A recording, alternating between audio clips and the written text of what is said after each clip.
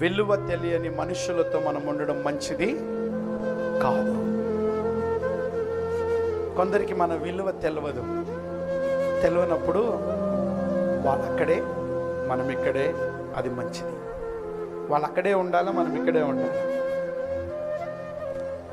ఒక విషయం చెప్తాను, నేను 100 సార్లు చెప్పాను. ఒక స్థలం విడిచేటప్పుడు ఆలోచించాలి. ఒక స్థలం వదిలిపెట్టేటప్పుడు ఏం చేయాలా? ఇది దేవుని చిత్తమా కాదా?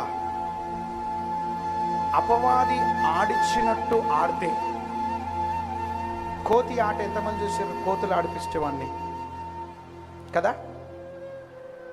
కోతిని ఆడిపించేవాడు ఎట్లా ఆడిపిస్తే అట్లా ఆడుతూ ఉంటుంది. అట్లా అపవాది నిన్ను ఎట్లా ఆడిపిస్తే నువ్వు అట్లా ఆడుకుంటుంటే ఇక నువ్వు మాకు పనికిరావు.